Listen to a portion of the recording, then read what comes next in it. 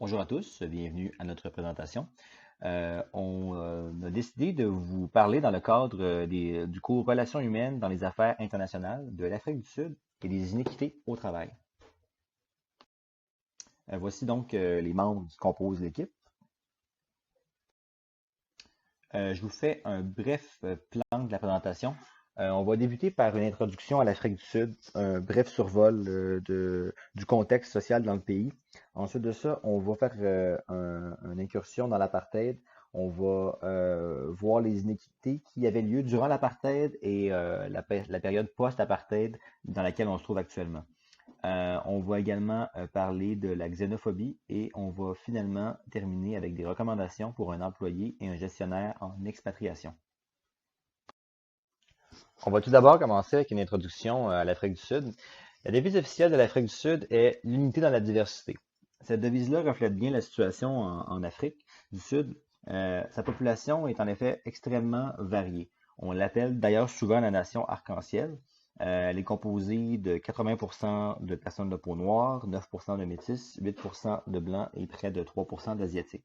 Et la raison d'ailleurs de cette grande diversité vient de son histoire. L'Afrique du Sud a d'abord été colonisée au début du 15e siècle par les Hollandais. Ensuite de ça, une arrivée anglaise au début du 19e siècle. Et puis, ces arrivées de colons-là sont venus créer un fossé entre les habitants d'origine d'Afrique du Sud et les colons européens. L'Afrique du Sud est un pays de contraste, pas juste dans sa population, mais aussi dans son économie. C'est à la fois l'une des économies les plus développées d'Afrique et en même temps l'un des pays avec le plus haut taux d'inégalité au monde. C'est un pays qui possède un sous-sol abondant en ressources naturelles, parmi les plus grandes réserves mondiales de diamants, d'or, d'uranium et de charbon, mais c'est également un pays qui a à la fois de la difficulté à soutenir sa population et puis qui vit d'extrêmes inégalités. C'est d'ailleurs pour ça qu'on a décidé de faire notre recherche sur l'Afrique du Sud. C'est une situation vraiment unique au monde en termes de gestion des ressources humaines. Les traces de la récente apartheid sont encore bien présentes dans la population. Et puis, ces inégalités-là ressortent beaucoup dans les milieux de travail. On s'est intéressé dans le cadre de la présentation à savoir tirer de cette diversité culturelle et puis faire le point sur la situation actuellement en Afrique. L'apartheid signifie en afrikaans séparation. Elle est apparue officiellement en Afrique du Sud et sert à désigner la politique de ségrégation raciale et d'organisation territoriale appliquée systématiquement en Afrique du Sud. Je tiens aussi à notifier qu'avant que l'apartheid ne devienne une politique officielle, l'Afrique du Sud avait une longue histoire de ségrégation raciale et de domination blanche. En 1910, seuls les Blancs avaient accès au Parlement, et en 1913, une loi limitant à 13% de la superficie totale des pays de terre détenus par les Noirs a été adoptée. De nombreux Africains se sont opposés à ces restrictions. En 1912, le Congrès national a été créé pour combattre ces politiques gouvernementales injustes. Après ce petit briefing, revenons à l'apartheid qui a débuté après les élections de 1948 où le Parti national des Afrikaners a pris le pouvoir avec Daniel Malan à la tête du parti. Pour la première fois depuis la domination britannique, les Afrikaners reprenaient le pouvoir de leur ancienne colonie. Jusque-là, l'Afrique du Sud, avec ses importantes richesses minérales et sa position géostratégique, s'était alignée sur le bloc occidental. Toutefois, ce nouveau système adopté signifie qu'à une époque où la décolonisation était en cours, la pression de la communauté internationale contre le gouvernement sud-africain est augmentée. Destiné en réalité à préserver la suprématie blanche, l'apartheid prétendait assurer aux différents groupes ethniques une identité et une existence propre, au sein d'ensembles nationaux autonomes, appelés aussi Bantoustan. En 1959, avec la loi sur l'autonomie gouvernementale, l'apartheid a atteint son apogée lorsque la population noire a été reléguée dans des petits territoires marginaux et autonomes et privée de la citoyenneté sud-africaine. La législation de l'apartheid classait la population en trois groupes raciaux, blancs, bantous noirs et de couleur ou métis. Les Indiens et les Pakistanais ont par la suite été ajoutés comme quatrième catégorie.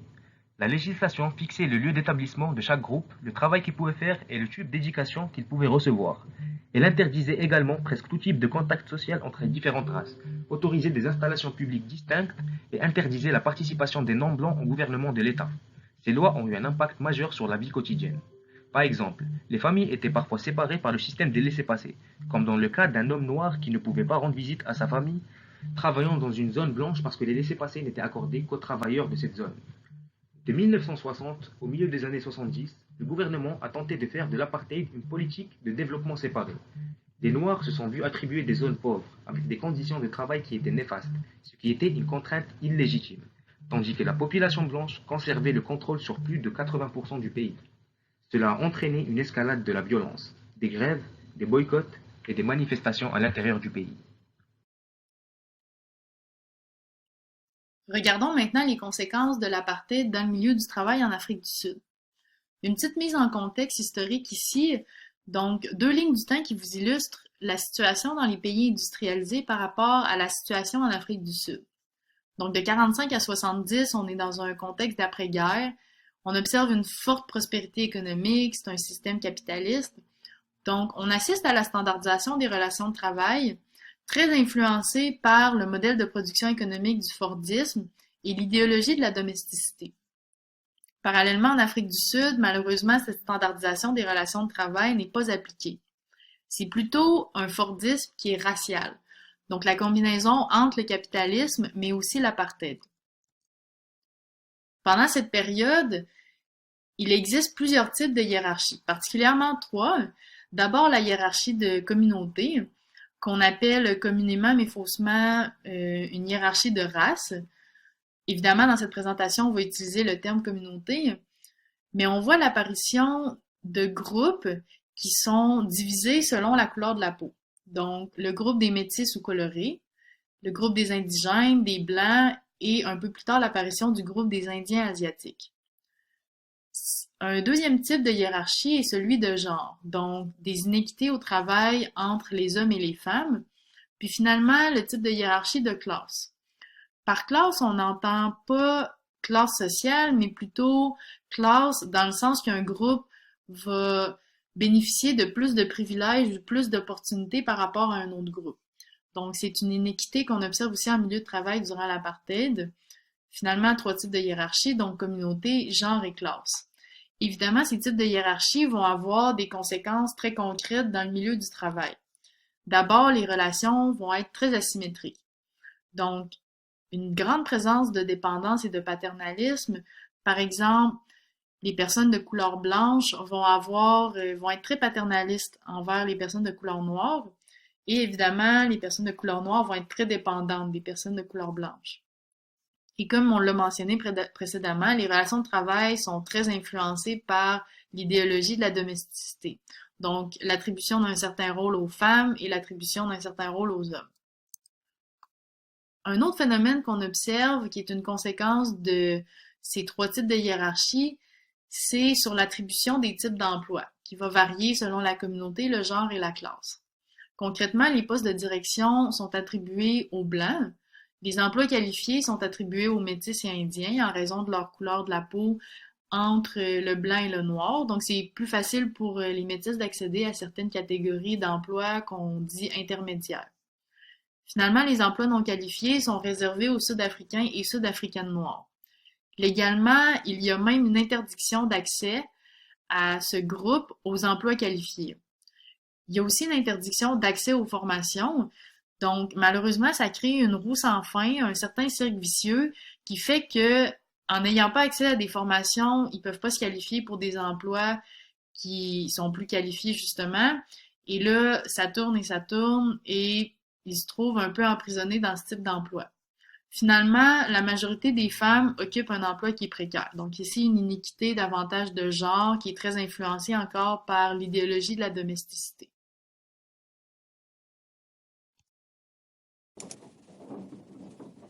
Donc, pour continuer avec les iniquités de chance en milieu de travail, on retrouvait beaucoup d'iniquités au niveau de la pyramide salariale. Donc, les salaires étaient vraiment établis selon la couleur de la peau, puis le genre. Donc, évidemment que les emplois les moins bien rémunérés étaient réservés pour les personnes sud-africaines noires. Un emploi de même valeur, ben, les Blancs étaient mieux payés, puis les femmes étaient aussi retrouvées au bas de l'échelle salariale. Les personnes qui faisaient partie de la communauté noire avaient aussi beaucoup plus de difficultés à avoir accès à l'éducation puis à la formation. Et les avantages sociaux variaient aussi selon la communauté. Par exemple, les personnes qui faisaient partie de la communauté noire ne pouvaient pas en fait adhérer à un fonds de prévoyance. Puis ici, on retrouve une citation de Bruire qui mentionne qu'un quartier ouvrier ne peut pas être blanc par définition. En fait, parce que les quartiers ouvriers étaient vraiment l'endroit où les personnes, la communauté noire, la communauté noire vivait, donc ils ne pouvaient pas être blancs par définition. Ensuite, ici, on retrouve quelques exemples d'inégalité de chance en milieu de travail. Donc là, ici, on a vraiment voulu cerner des domaines plus particuliers. Donc, dans les encadrés en bleu, vous avez vraiment comme l'exemple. Puis, dans les encadrés en noir à la droite, vous avez le type d'iniquité qui fait référence là, à l'exemple. Donc, au niveau des mines d'or, c'était vraiment le secteur minier le plus important en Afrique du Sud.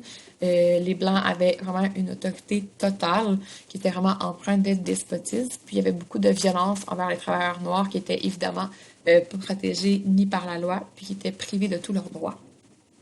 Donc ça montre vraiment, dans le fond, les inégalités qu'il y avait au niveau de la communauté, puis au niveau de la classe. Ensuite, le deuxième exemple, c'est au niveau de la fabrication de souliers. Ben là, à cet endroit-là, en fait, on retrouvait beaucoup des femmes qui étaient seulement noires, en fait, dans des conditions de travail très précaires, avec beaucoup d'heures de travail, puis des salaires très, très bas. Puis les employés noirs étaient dirigés en fait par soit des gens de la communauté, des Indiens ou des Blancs. Donc ici, ça fait plus référence à des iniquités de communauté, de genre et de classe. Puis le troisième exemple, c'est au niveau de l'industrie hôtelière.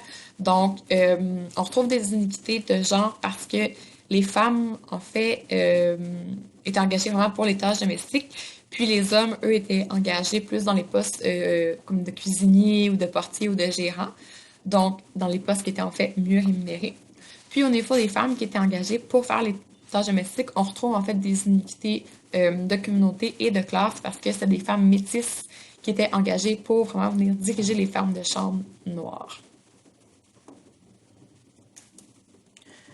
Puis ici, on a vraiment comme un schéma là, qui résume l'ensemble en fait des iniquités, donc de genre, de communauté et de classe, qui venait en fait toucher la relation employé-employé, mais aussi la relation employeur-employé. La fin de l'apartheid est un processus engagé en 1989 qui aboutit en 1994 avec des élections démocratiques et l'établissement d'un gouvernement d'unité nationale. Ce gouvernement fait état de la volonté du peuple d'établir une société plus équitable et de redresser l'économie. Et pour atteindre ces objectifs de croissance et d'équité, le plan de réconciliation et de développement est mis en place, le RDP. Il vise à augmenter la consultation et la négociation et les solutions communes à tous les niveaux. Le but est véritablement de substituer à la culture d'apartheid préexistante une culture de négociation, en utilisant le symbole fort de la fin négociée de l'apartheid. Et dans cette culture de négociation, les iniquités seraient résolues de façon compétitive, par des conseils de négociation composés d'ouvriers et de managers, les bargaining councils notamment, qui sont établis au niveau régional, au niveau des usines et au niveau national.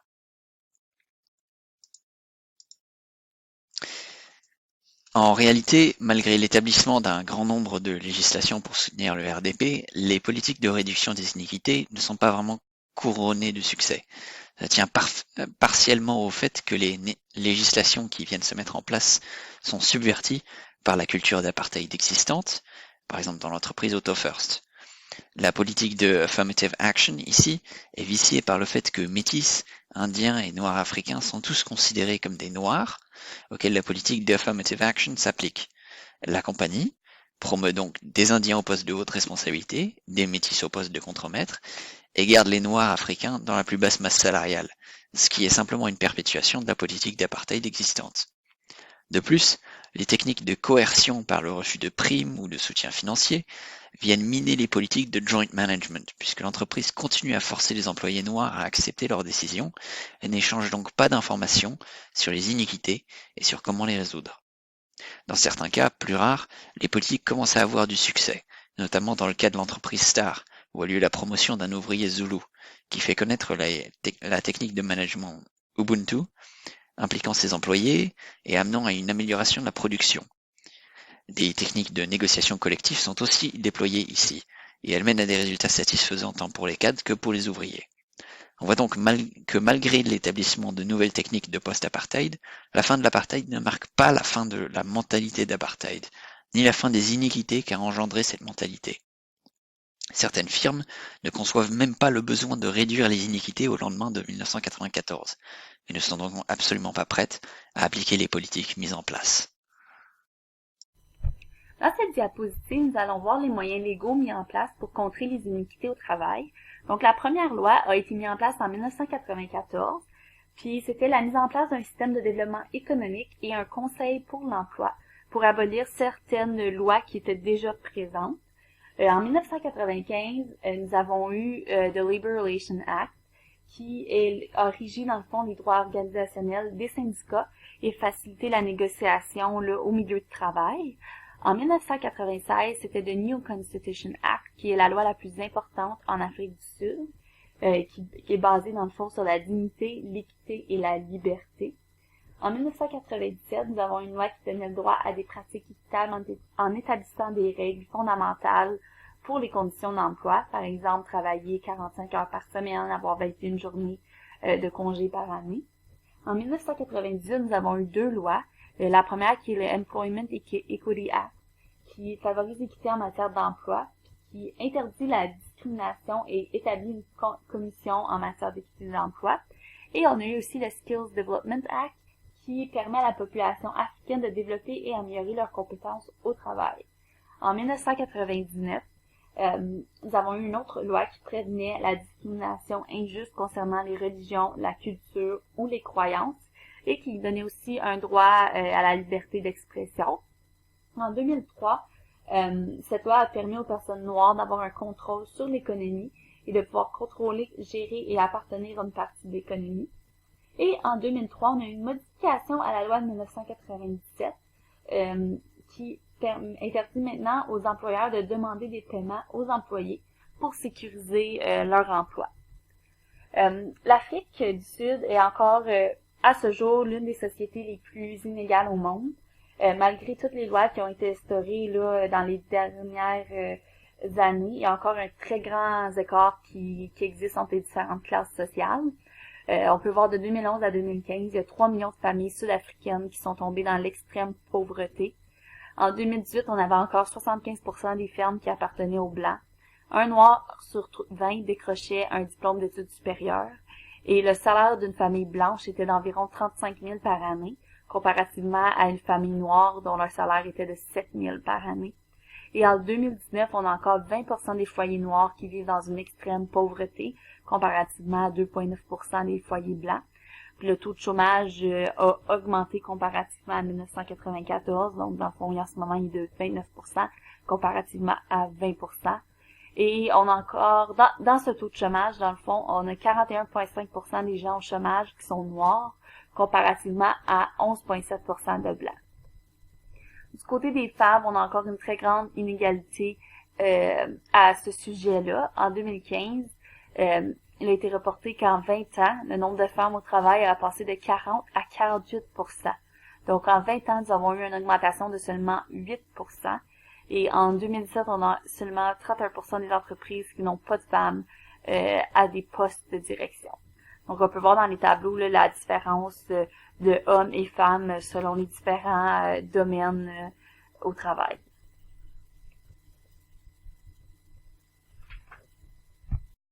Dans les prochaines slides, on va parler de xénophobie. La xénophobie qui a pris énormément d'ampleur en Afrique du Sud après l'apartheid, donc dans la période post-apartheid, et ça traduit ce sentiment de peur que ressentent certaines personnes à l'égard des étrangers ou à l'égard de tout ce qui est extérieur. Donc ça pourrait être extérieur d'un territoire bien délimité, ici à l'occurrence l'Afrique du Sud. Ça se manifeste à travers des violences physiques ou psychologiques et on aura l'occasion de voir quelques exemples. Donc, par rapport à la cause, donc qu'est-ce qui cause cette xénophobie en Afrique du Sud? Je vous ai énuméré une liste, mais ce qui nous intéresse principalement, c'est l'internationalisation grandissante du marché du travail. Il faut savoir qu'au lendemain de l'apartheid, donc de la période post-apartheid, il y a eu énormément d'étrangers qui sont arrivés sur le sol sud-africain, ce qui a créé un sentiment de peur et de panique en fait au niveau des Sud-Africains, noirs sud-africains on va dire, parce qu'ils ont jugé que les étrangers bénéficiaient injustement de l'aide sociale sud-africaine. Et au-delà de ça, il y avait beaucoup d'expatriés et de personnes, de migrantes qui ont su intégrer le marché du travail sud-africain, ce qui a été vu comme la cause du taux de chômage élevé et ce qui augmentait la difficulté économique que vivaient certaines personnes sud-africaines, dans la mesure où ils pensaient que les étrangers venaient pour occuper les emplois qui leur étaient dus.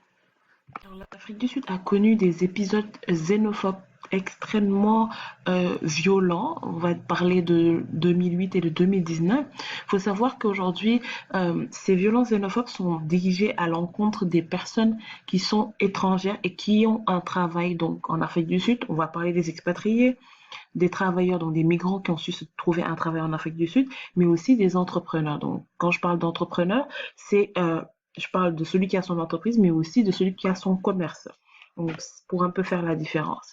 En 2008, il y a eu des émeutes, en fait, qui avaient pour but de traquer, justement, ces personnes, parce que les Sud-Africains noirs, à l'occurrence, comme je vous ai dit, avaient jugé que c'était à cause d'eux qu'il y avait un taux de chômage élevé et qu'eux, ils n'arrivaient pas à trouver d'emploi. Donc, il y a eu énormément de personnes qui ont été tuées, il y a eu des personnes qui ont été violées, et beaucoup de personnes ont été blessées. Parmi les blessés, des étrangers, mais aussi des locaux qui ne voulaient pas participer aux émeutes ou des locaux qui sont mariés à des étrangers. Le gouvernement a intervenu en condamnant les actes et en déplaçant certaines populations qui pourraient être menacées. Mais est-ce que ça suffit? C'est la question que la communauté internationale se pose aujourd'hui. On peut parler aussi des événements de 2019 qui sont très très récents. En septembre 2019, il y a aussi eu des entreprises qui ont été brûlées, des personnes qui ont été brûlées vives, il y a des personnes qui ont été traquées, des commerces qui ont été pillés, et toujours sous cet élan de vague de violences xénophobes. C'est des violences qui ont été vraiment très très critiquées au niveau international et au niveau local. On pourrait se demander que se passe-t-il aujourd'hui, la xénophobie, quelles conséquences a ça sur les relations humaines à l'international? Je vous ai listé quelques éléments de réponse, mais je vais m'attarder sur certains points qui pourraient être intéressants. Je vais me baser sur l'exemple aujourd'hui du Nigeria, qui a coupé toutes ses relations diplomatiques avec l'Afrique du Sud, donc ils sont en pourparlers, mais c'est ça qui avait été fait après les événements de 2019. Donc ils ont demandé que les deux ambassades soient fermées. Ils ont rapatrié leurs compatriotes nigériens et ils sont allés jusqu'à déconseiller aux Nigériens d'aller en Afrique du Sud. On le sait que l'Afrique du Sud est la première puissance économique, mais le Nigeria est la deuxième. Et en Afrique du Sud, il y a énormément de Nigériens et énormément d'entreprises nigériennes. Donc imaginez pour aujourd'hui ces entreprises transnationales. Qu'est-ce qui va se passer? Ils auront aujourd'hui du mal à envoyer des expatriés en Afrique du Sud et vice-versa. Donc les entreprises nigériennes ne pourront plus ou ne pourront peut-être pas envoyer des expatriés en Afrique du Sud et vice-versa.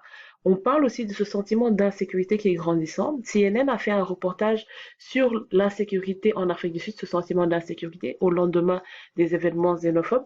Et la partie attribuée aux expatriés, ce qui ressort le plus, c'est qu'il y a un réel sentiment d'insécurité de ces expatriés et certains pensent même à demander une affectation dans d'autres zones.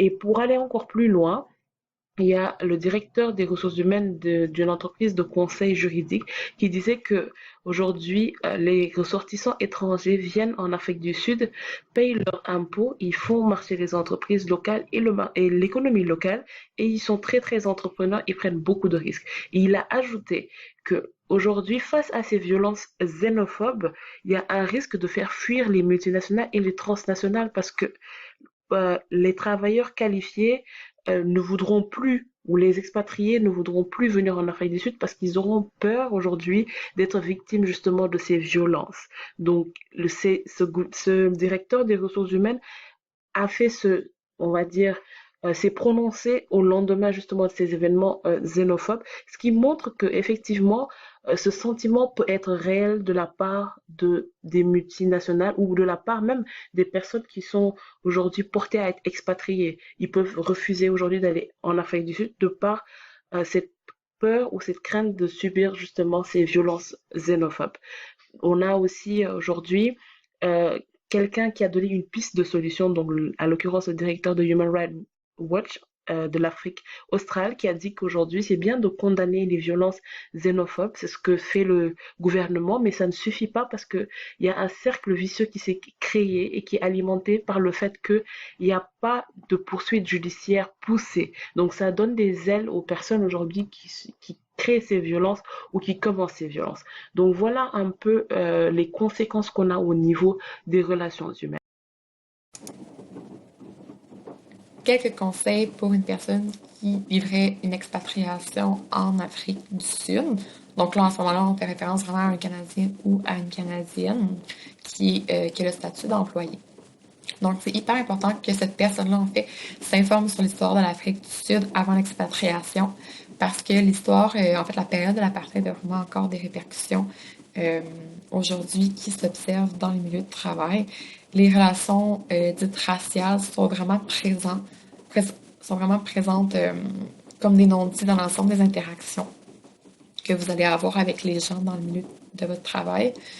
Par exemple, si vous êtes une personne, en fait, qui a la peau de couleur blanche, ben, ça va être plus difficile, en fait, d'établir des liens avec les gens, particulièrement si ces personnes-là ont une autre couleur de peau que la vôtre. Donc, ça va être à ce moment-là un peu plus...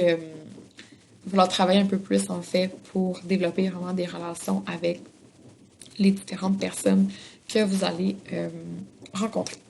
Ensuite, c'est intéressant de consulter, en fait, le site internet qui a été donné dans le cadre du cours qui fait la comparaison, en fait, entre les deux pays. Donc, vraiment, d'aller voir le rapport dyadique à propos des différentes dimensions culturelles.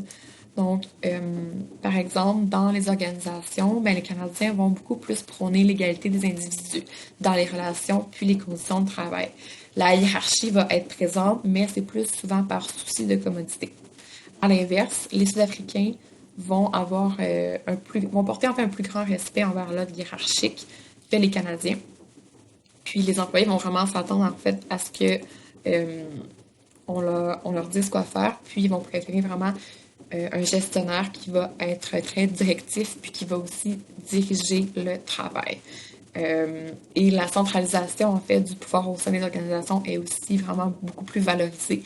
Donc, on veut vraiment qu'une autorité centrale détienne le pouvoir, puis prenne les décisions.